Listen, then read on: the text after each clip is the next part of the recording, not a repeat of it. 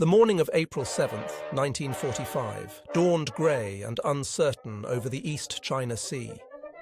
200 miles north of Okinawa, the waters rolled in long, gentle swells beneath a sky heavy with low clouds.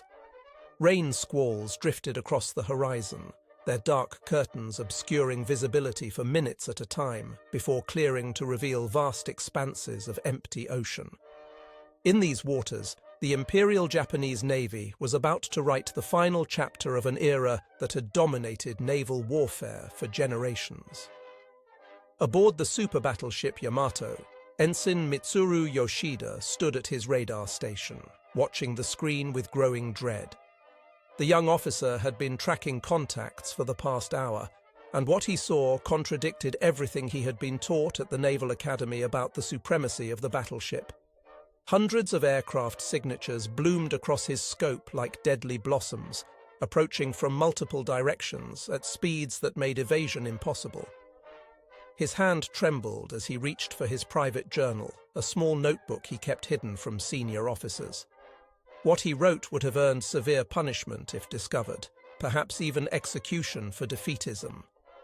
But Yoshida could not help recording his thoughts as he witnessed the approach of doom. "This cannot be what the admirals promised us," he wrote. "No battleship, however mighty, can survive what approaches from the horizon.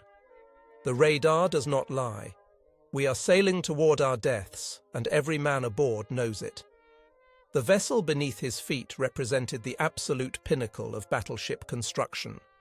Yamato displaced nearly 72,000 tons at full load, making her the heaviest battleship ever constructed by any nation. Her 9 main guns, each firing 18.1-inch shells, were the most powerful naval artillery ever mounted on a warship. Her armor belt, 16 inches of specially hardened steel angled to maximize effectiveness, could theoretically withstand any shell fired by any ship afloat. Her underwater protection system, an elaborate arrangement of compartments and bulkheads, was designed to absorb multiple torpedo hits without catastrophic damage.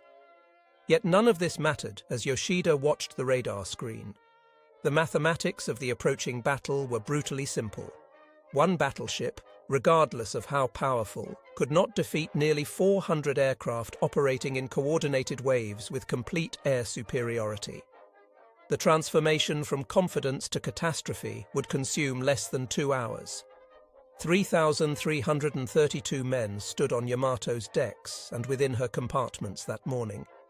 None of them yet understood they were participating in history's final great battleship sortie, a desperate gamble that would end not in glorious surface combat, but in fire, water, and oblivion. The story of how Japan reached this moment of catastrophe had begun more than a decade earlier, in the design offices of the Kure Naval Arsenal. Between 1934 and 1937, Japanese naval architects had pursued what some called obsession and others called necessity. Japan could not match the United States in the sheer number of warships. American industrial capacity was simply too vast, but Japanese designers believed they could achieve parity through quality instead of quantity. If one Japanese battleship could defeat 2 or even 3 American battleships, then numerical inferiority might be overcome. Captain Kikuo Fujimoto presented his vision to the Naval General Staff in March of 1934. He proposed a battleship that would dwarf anything currently afloat or under construction. The vessel would displace 70,000 tons at full load, a figure that exceeded existing battleships by more than 20,000 tons. She would be armed with 9 guns of 18.1-inch caliber, substantially larger than the 16-inch weapons mounted on American and British battleships. Most importantly, she would be protected by armor so thick that enemy shells simply could not penetrate to vital spaces. The specifications violated every international naval treaty Japan had signed. The Washington Naval Treaty of 1922 and the London Naval Treaty of 1930 had established limits on battleship displacement and gun caliber. But by the mid-1930s, Japan had withdrawn from these agreements, freeing her to pursue designs that would have been impossible under treaty restrictions. Fujimoto's proposal promised to make Japan's naval dreams reality. Construction of the first ship, designated Hull No. 1 and later named Yamato, began in November 1937 at the Kure Naval Arsenal. The project was conducted under extraordinary security measures. Workers were required to sign non-disclosure agreements with penalties, including lengthy prison sentences for violations. Neighborhoods surrounding the shipyard had their windows boarded over or covered with heavy curtains. The authorities erected tall wooden barriers around the construction site and planted fast-growing palm trees to obscure sight lines. When photographers attempted to capture images of the ship under construction, they were arrested by military police. The secrecy extended to the launching of Yamato's sister ship Musashi from the Nagasaki shipyard in November 1940. On the day of the launch, the entire city was placed under air raid alert, forcing all residents to remain indoors with windows shuttered. No civilian eyes were permitted to witness the event. The deception proved remarkably effective. American naval intelligence spent years trying to determine the true specifications of the Yamato-class battleships. Not until after Japan's surrender in 1945 did American analysts learn the full extent of what had been built. Yamato was commissioned into the Imperial Japanese Navy on December 16, 1941, just 9 days after the attack on Pearl Harbor had plunged the Empire into war with the United States. The battleship measured 263 meters from bow to stern, with a beam of 38.9 meters. Her draft of 10.9 meters required deep-water anchorages. The ship's sheer size made her instantly recognizable to anyone who saw her. American pilots who encountered Yamato in 1944 described her as looking like a floating city, impossibly large and heavily armed. The main armament consisted of 9 Type 94 naval guns arranged in 3 triple turrets, 2 forward and 1 aft. Each gun barrel measured 21.13 meters in length and weighed 147.3 metric tons. The weapons could fire a 1,460 kilogram armor-piercing shell to a range of 42 kilometers. The sheer destructive power of a single salvo defied comprehension. When all 9 guns fired simultaneously, more than 13,000 kilograms of steel hurtled toward the target at supersonic velocities.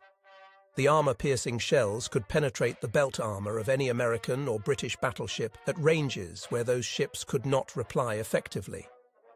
The armor protection incorporated into Yamato's design represented the ultimate expression of naval defensive engineering. The main belt consisted of 16.1 inches of face-hardened steel, angled outward at 20 degrees from vertical. This angle effectively increased the thickness of armor that a shell would need to penetrate.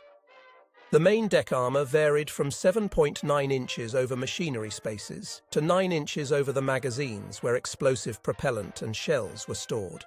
The faceplates of the main gun turrets measured 25.6 inches thick, the heaviest armor ever fitted to any warship in history. Below the waterline, Yamato's designers had incorporated an elaborate torpedo defense system.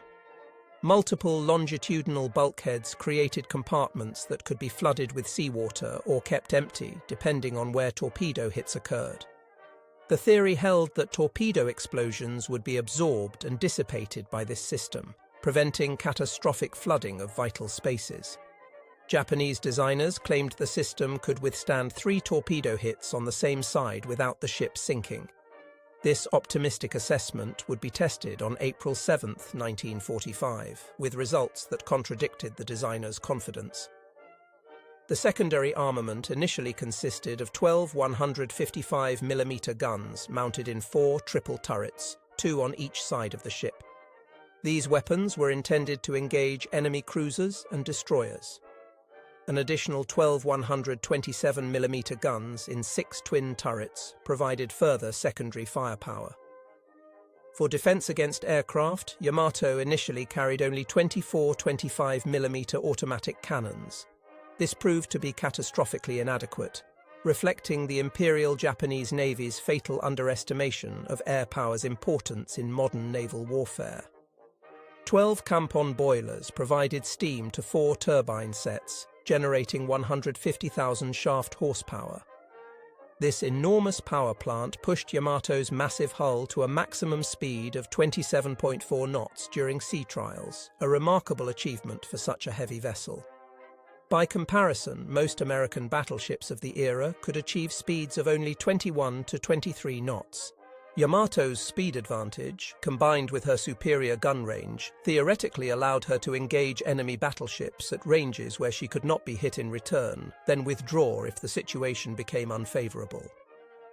Admiral Isoroku Yamamoto, commander of the Combined Fleet and architect of the Pearl Harbor attack, selected Yamato as his flagship on February 12, 1942. This decision carried profound symbolic significance. Yamamoto was not only Japan's most accomplished naval strategist, but also one of the few senior officers who truly understood the implications of air power. He had opposed construction of the Yamato class from the beginning, arguing that Japan's limited resources would be better spent building additional aircraft carriers. Yamamoto had studied at Harvard University and served as a naval attaché in Washington during the 1920s. He understood American industrial capacity better than most Japanese officers and believed that a long war with the United States would end in Japan's defeat regardless of any tactical victories. Yet despite his reservations about the strategic value of super battleships, Yamamoto could not resist the prestige and symbolism of commanding from the most powerful warship afloat. Yamato represented everything the Imperial Japanese Navy valued: technical excellence, martial spirit, and the belief that superior quality could overcome numerical inferiority. For Yamamoto to reject Yamato as his flagship would have implied criticism of the Navy's fundamental strategic assumptions. Yamato's first combat deployment came in May 1942 during the Battle of Midway, perhaps the most decisive naval engagement of the Pacific War. Yamamoto's battle plan called for a diversionary attack on the Aleutian Islands to draw American forces north, followed by carrier strikes against Midway Island that would lure the American carrier fleet into a trap. Yamamoto positioned himself aboard Yamato with the main battle force, approximately 300 miles behind the carrier striking force. The plan assumed that American carriers would be damaged or distracted by the initial strikes, allowing Yamamoto's battleships to close range and destroy them with gunfire. The Battle of Midway unfolded nothing like Japanese planners anticipated. American codebreakers had intercepted and decoded Japanese communications, allowing Admiral Chester Nimitz to position his carriers northeast of Midway in perfect ambush positions. On June 4, 1942, American dive bombers from the carriers Enterprise, Yorktown, and Hornet caught 4 Japanese fleet carriers refueling and rearming their aircraft. Within 5 minutes, 3 carriers were burning uncontrollably. The 4th carrier, Hiryu, launched a counterattack that damaged Yorktown before being located and destroyed by American aircraft. By the end of the day, all 4 Japanese carriers had been sunk, along with their irreplaceable complement of trained aircrew. Yamato, positioned 300 miles behind the action, never fired a shot. Yamamoto had no choice but to order a general withdrawal. The super battleship had been built to dominate surface engagements, but the Battle of Midway proved that surface engagements no longer determined naval superiority. Carriers had become the capital ships of modern navies, and Japan had just lost 4 of her finest in a single day. This pattern of impotence would characterize Yamato's entire career. Despite mounting the most powerful naval guns ever put to sea, guns that could destroy any ship from ranges where the enemy could not reply, Yamato would spend most of the war hiding in anchorages. Fuel oil had become too precious to waste on operations that did not promise decisive results. The battleship herself was considered too valuable to risk in combat where American air power might sink her. From July 1942 through June 1944, Yamato remained anchored at Truk Lagoon in the Caroline Islands, serving primarily as a flagship and accommodation ship. Her crew conducted endless drills, attended lectures, and waited for the great decisive battle that never came. Crew members nicknamed her the Yamato Hotel, a sarcastic reference to her comfortable facilities and complete lack of combat action. while destroyers and cruisers fought desperate night actions in the Solomon Islands, while carriers engaged in massive battles from Coral Sea to Philippine Sea, Yamato swung at anchor. By late 1943, Japan's strategic situation had deteriorated catastrophically. American forces had secured Guadalcanal after months of brutal fighting, breaking Japan's defensive perimeter in the South Pacific. American submarines were strangling Japanese shipping, sending hundreds of freighters and tankers to the bottom and cutting off the flow of oil, rubber, and other raw materials from the conquered territories in Southeast Asia.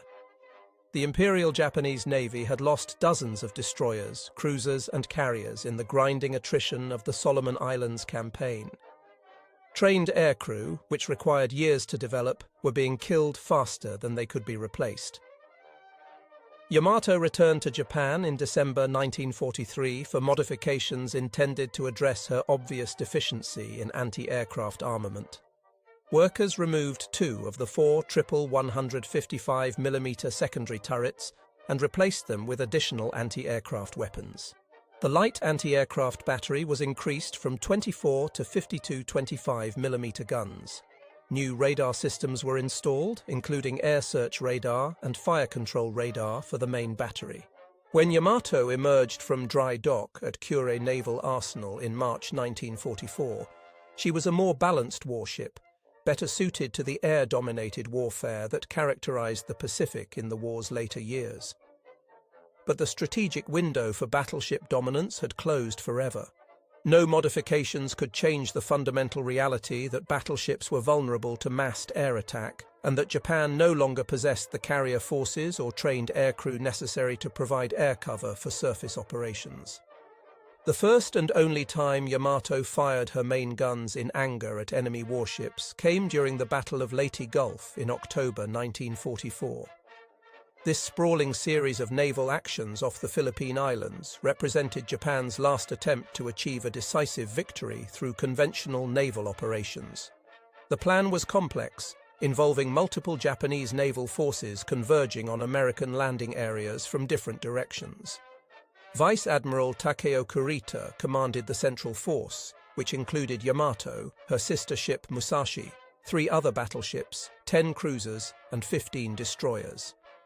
Kurita's force was ordered to transit the Sibuyan Sea, pass through San Bernardino Strait, and attack American amphibious forces at Leyte Gulf from the north. A separate force under Vice Admiral Shoji Nishimura would approach through Surigao Strait from the south. Meanwhile, a decoy force under Vice Admiral Jisaburo Ozawa, built around Japan's remaining aircraft carriers, would draw the main American carrier forces north, leaving the landing areas vulnerable.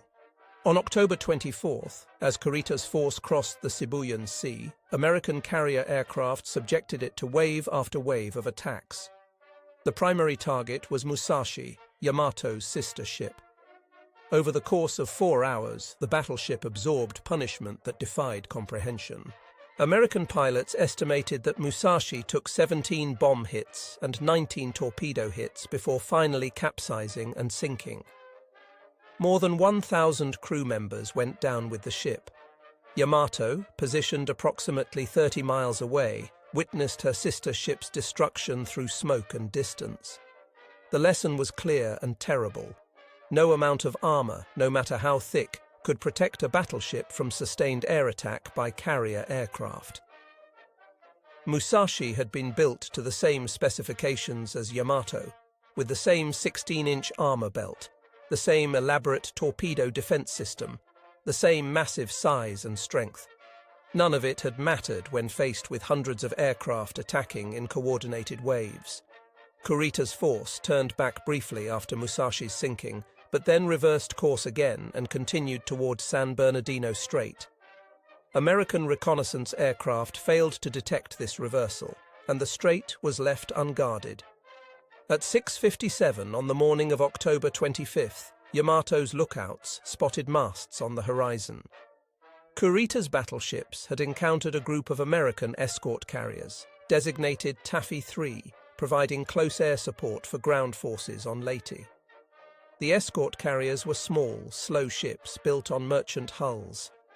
They carried only about 30 aircraft each and were protected by minimal escort forces of destroyers and destroyer escorts. They should have been easy prey for Kurita's battleships.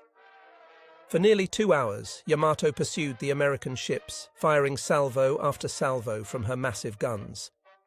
The range opened at 35,000 yards, far beyond what the American ships could reply to effectively. Yamato scored hits on the escort carrier White Plains, her shells exploding near the waterline and causing severe damage. She contributed to the sinking of the escort carrier Gambia Bay, which capsized after absorbing hits from multiple Japanese battleships. Japanese cruisers and destroyers sank the destroyers Johnston and Hoel, which had charged directly at the battleships in desperate attempts to protect the escort carriers. Yet even in this moment of apparent triumph, when Yamato finally engaged enemy warships with her main battery, the limitations of battleship warfare became glaringly apparent. The American destroyers charged straight at the Japanese battleships in what should have been suicidal attacks. They fired torpedoes and laid smoke screens, forcing the battleships to maneuver violently to avoid being hit. Their sacrifice bought time for the escort carriers to launch aircraft and escape. More critically, Kurita lost his nerve.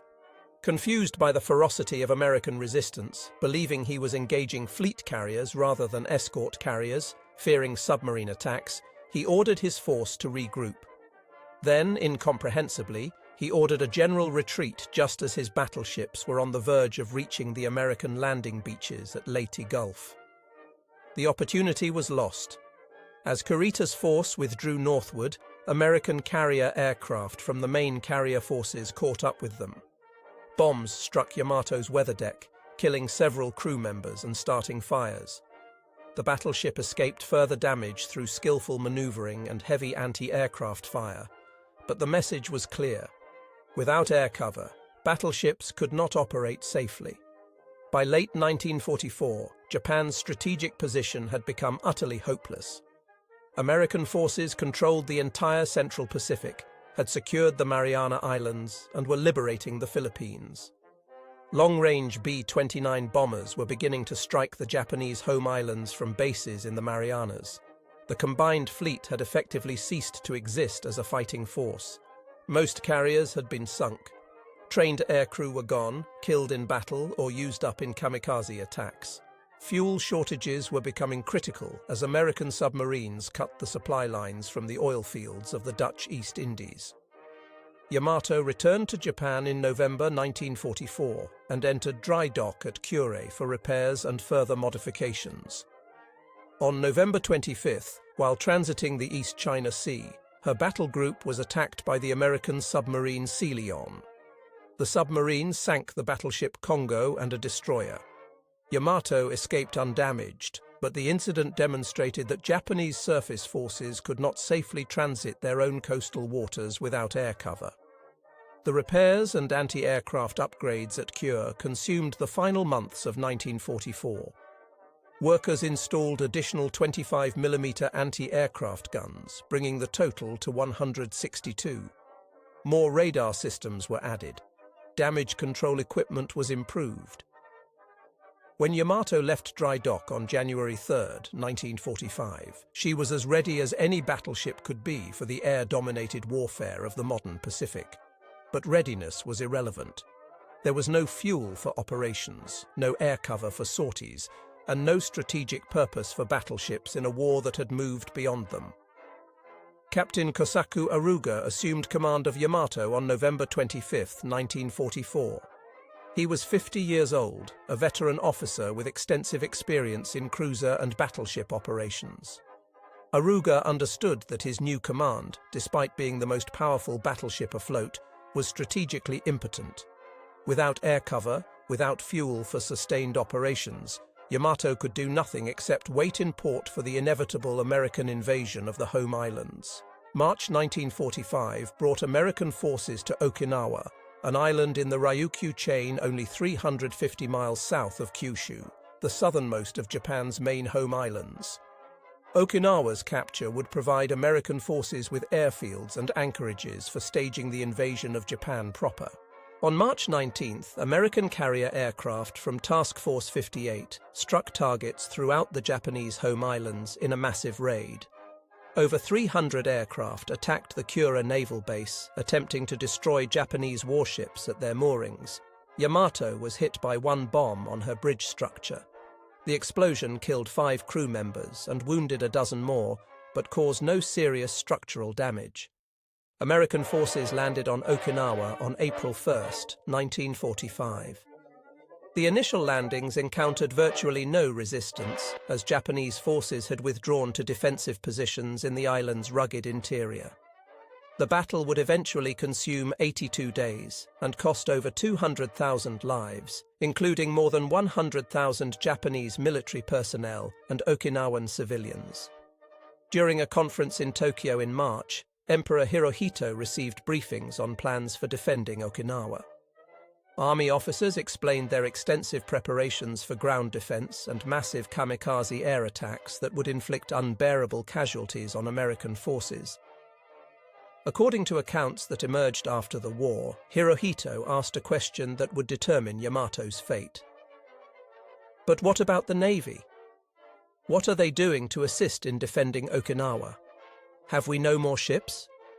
The question stung senior naval officers already humiliated by years of defeat and their inability to prevent American forces from advancing to the doorstep of the home islands. The army was fighting. The army was sacrificing tens of thousands of men in kamikaze attacks. What was the Navy doing?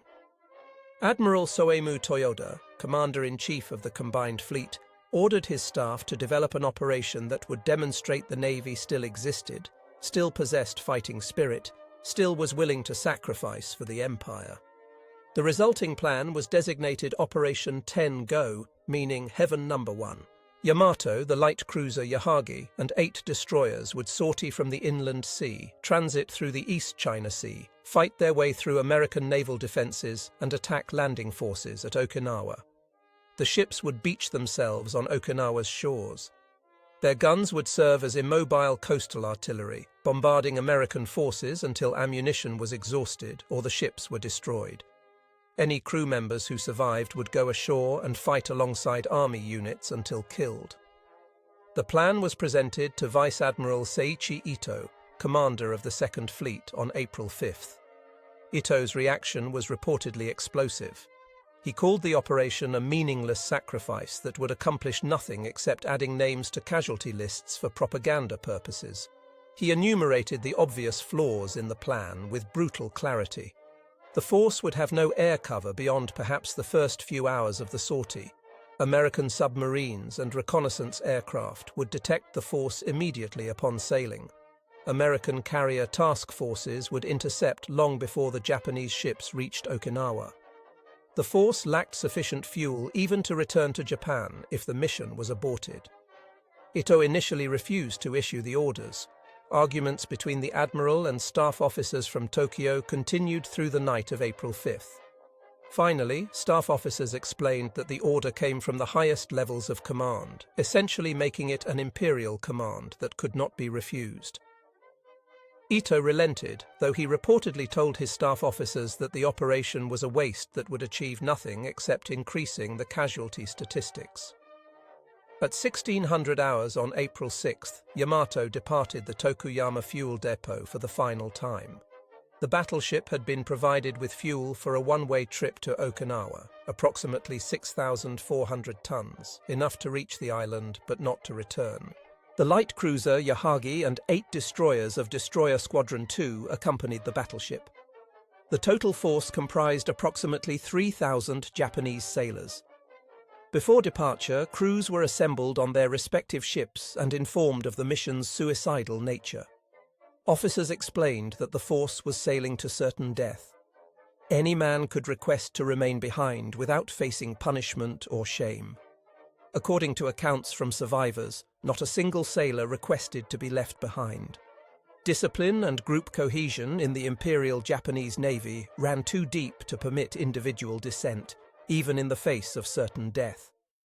Approximately 67 junior officer candidates and some sick or injured crew members were ordered off the ships to preserve trained personnel for future operations. The force passed through Bungo Strait, the passage between Kyushu and Shikoku Islands, shortly after midnight on April 7th. American submarines Threadfin and Hackleback were waiting, positioned based on intelligence intercepts that had revealed Operation Tengo's details days before execution. The submarines tracked the Japanese force throughout the night, transmitting regular position reports to higher headquarters.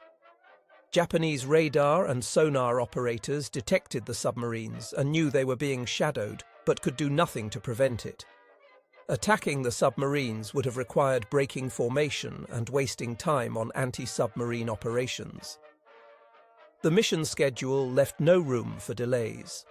As dawn broke on April 7th, the Japanese force cleared the Osumi Peninsula and entered the open waters of the East China Sea.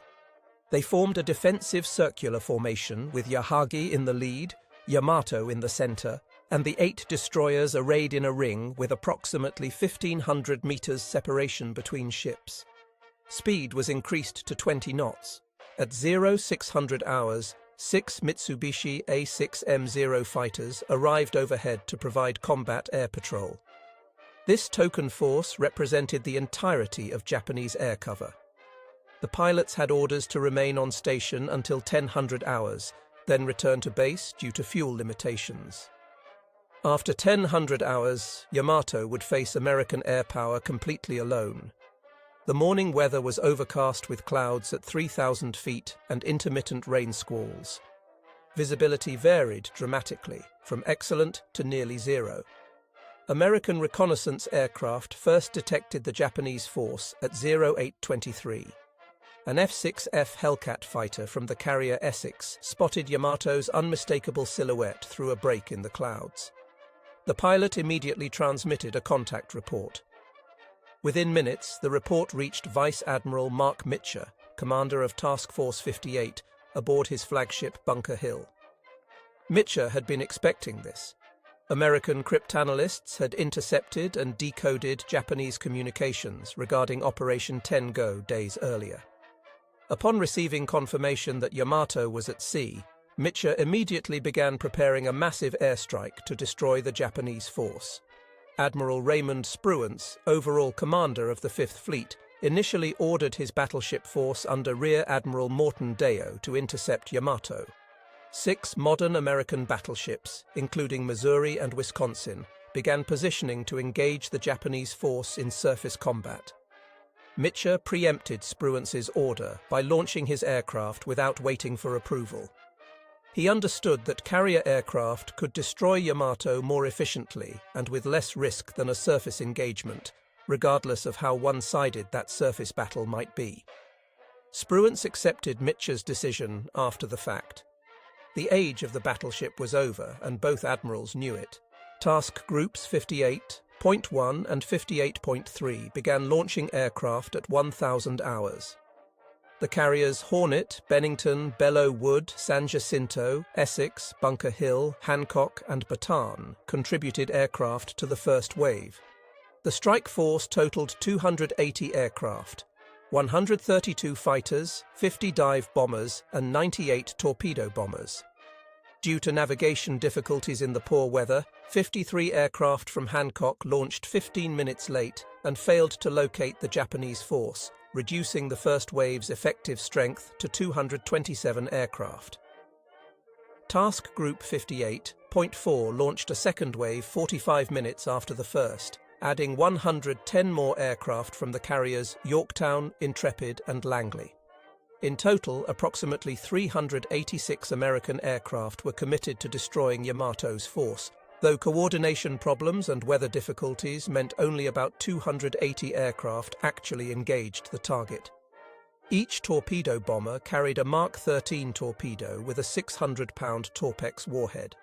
Each dive bomber carried either 1,000-pound armor-piercing bombs or 1,000-pound general-purpose bombs, plus 2 250-pound bombs. Fighters carried bombs or rockets in addition to machine guns and cannon. The strike force represented overwhelming firepower, far more than necessary to sink any ship afloat. At 10:14 hours, Yamato's air search radar detected the first American reconnaissance aircraft circling beyond visual range.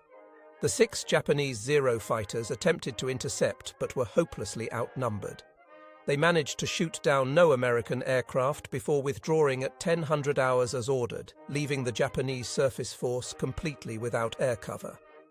At 1100 hours, American aircraft began gathering at high altitude, circling just outside anti-aircraft range. Pilots from different carriers coordinated their attacks, organizing into strike groups targeted on specific ships.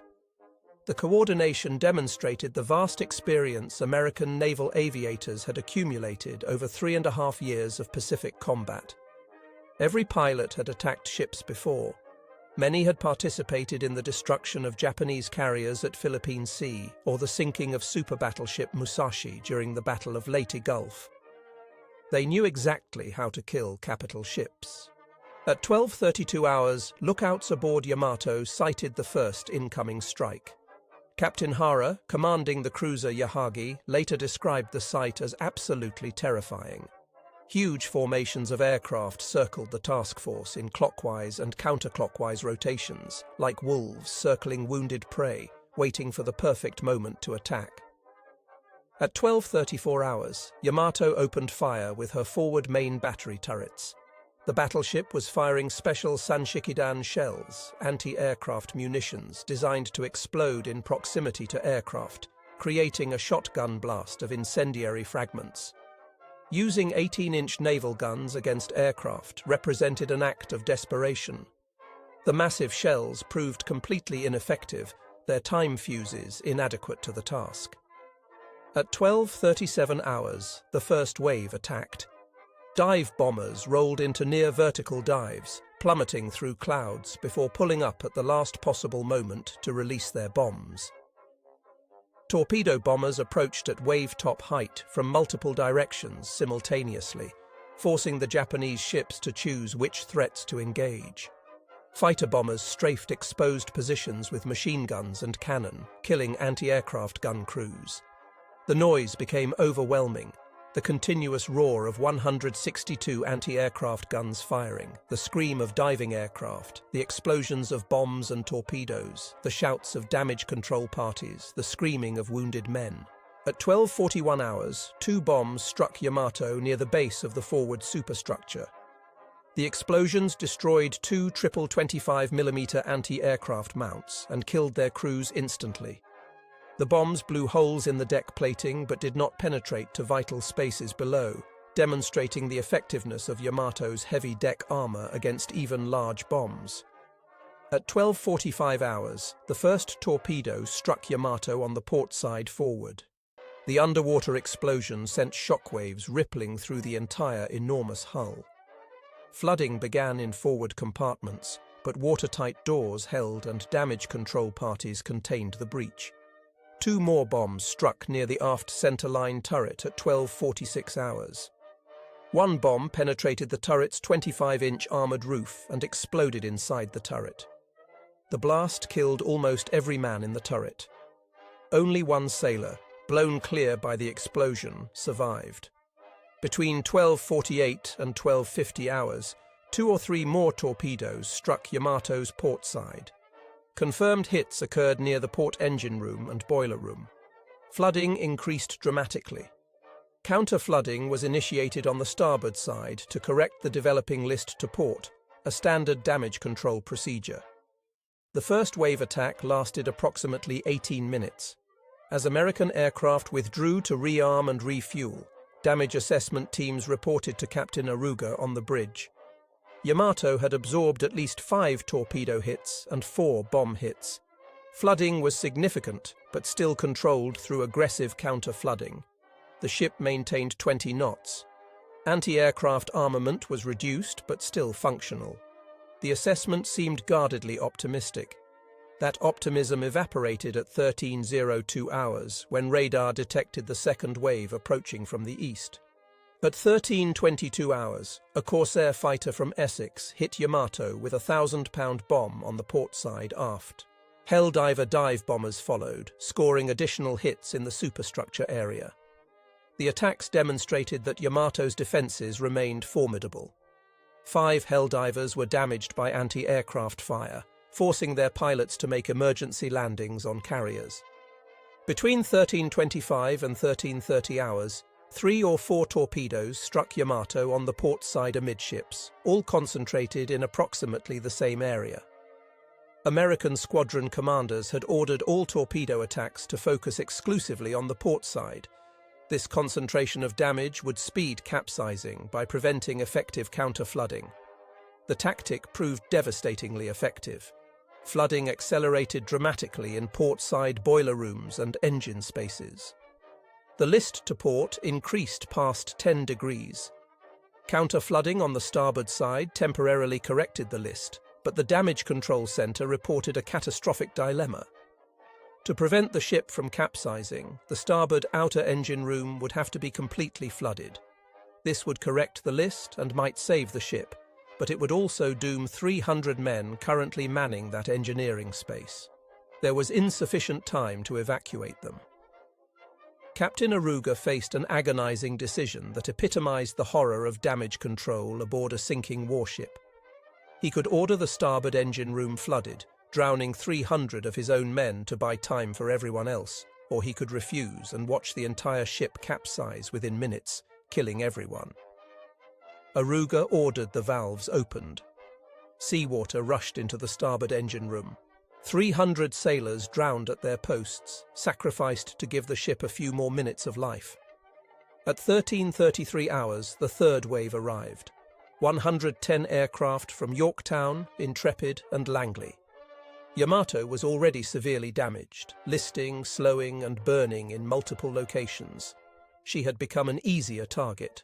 Yet American aviators described her as fighting to the very end, firing every gun that could still bear, turning in great slow circles, trailing oil and smoke, but refusing to die quietly.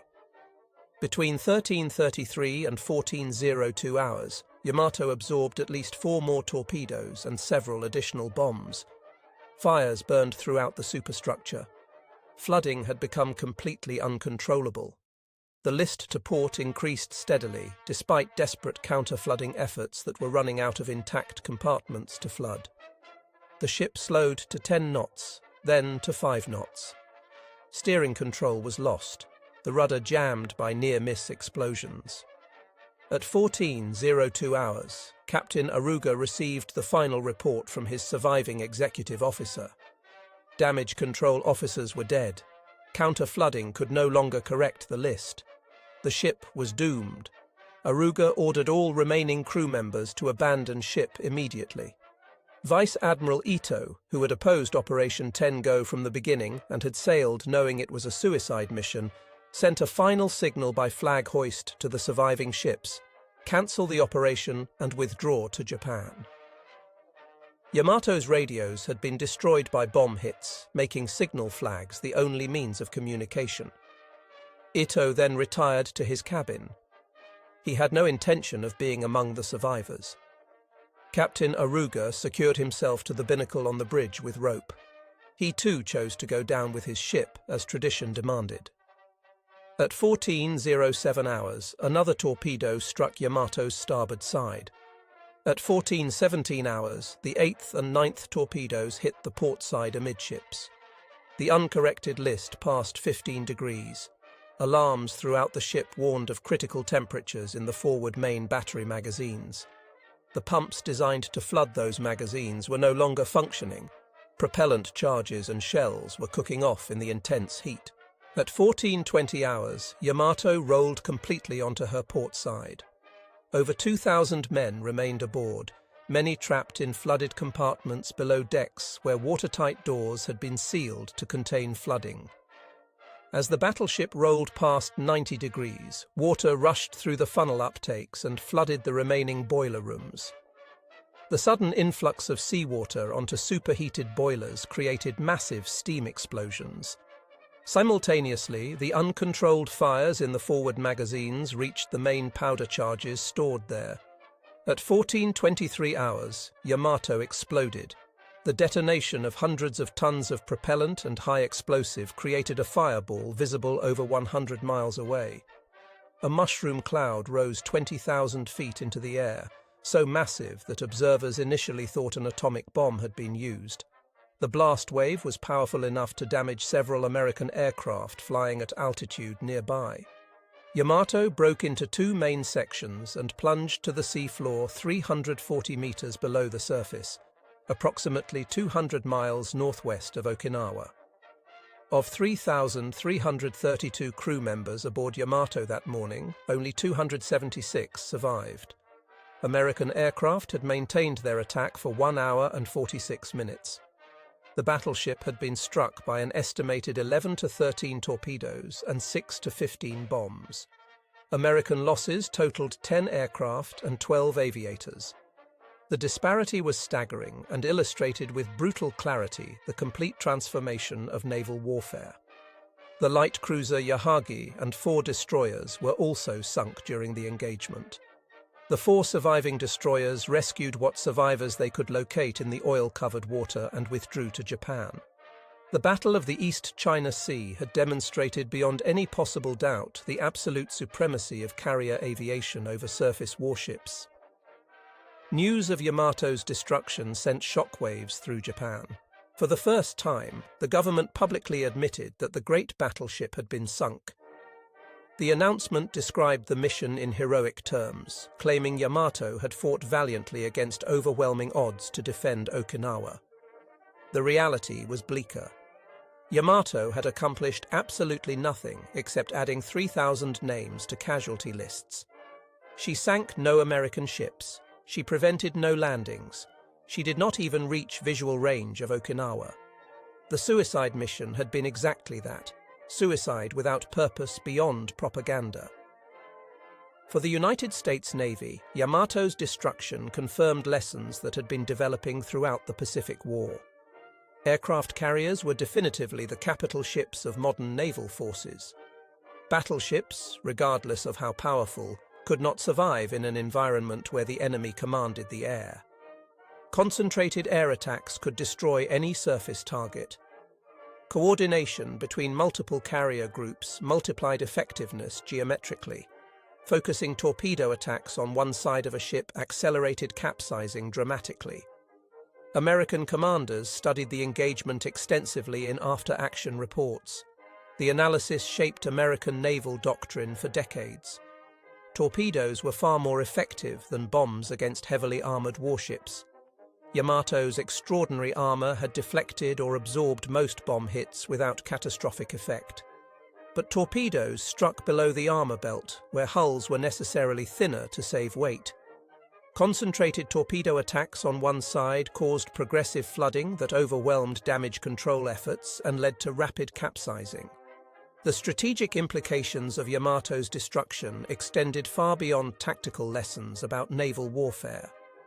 Japan's decision to expend her greatest battleship in a suicide mission demonstrated the desperation of Japan's strategic position in April 1945.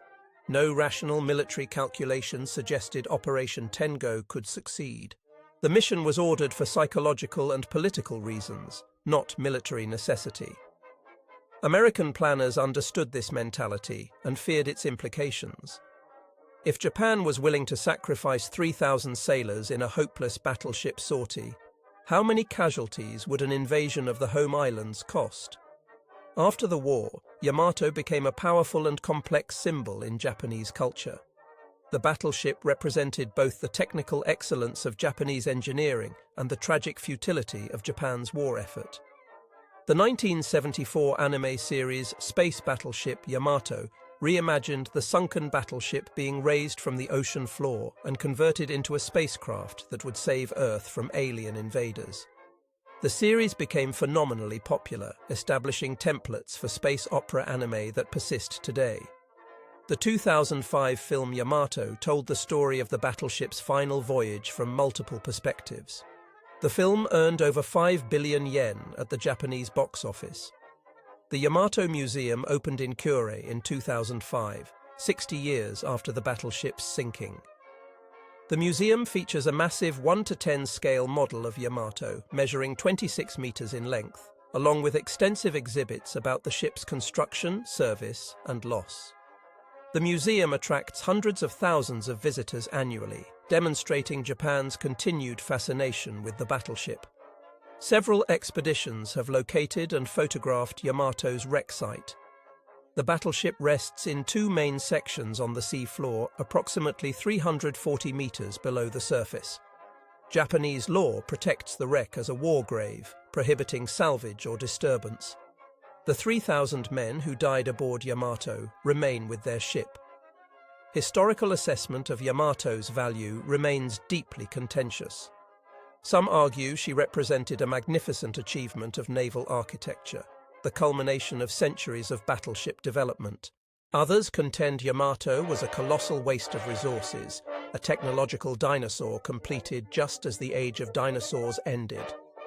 Both perspectives contain elements of truth. Yamato was superbly engineered and magnificently built. She incorporated revolutionary design features and represented the absolute peak of battleship construction. But she was also strategically obsolete before commissioning. The resources consumed by Yamato and Musashi were staggering. The steel used in both ships could have built approximately 45 destroyers or 6 large aircraft carriers. Japan desperately needed both throughout the war. The fuel oil consumed by Yamato during her brief career could have powered dozens of smaller warships on actual combat missions. The 3,000 crew members who died on April 7th represented invaluable trained naval personnel Japan could not replace. Yet despite these criticisms, something about Yamato commands respect. She represented the limit of what was physically possible in battleship construction. Her guns remain the largest ever mounted on any warship. Her armor remains the thickest ever fitted to any vessel. Her displacement remains the record for battleships, a record that will never be broken because no nation will ever build battleships again. In this sense, Yamato achieved a form of immortality not through combat effectiveness, but through being the definitive final statement of an entire category of warship. The American pilots who sank Yamato understood they were making history. They had destroyed the heaviest battleship ever constructed. Yet for most of them, it was simply another mission in a long war. Several pilots wrote letters home mentioning the battle, describing the enormous size of the battleship and the intensity of anti-aircraft fire. But there was little celebration. By April 1945, American naval aviators were seasoned professionals conducting dangerous work. Sinking Yamato was satisfying, but not particularly surprising. They possessed the training, experience, aircraft, and overwhelming numerical superiority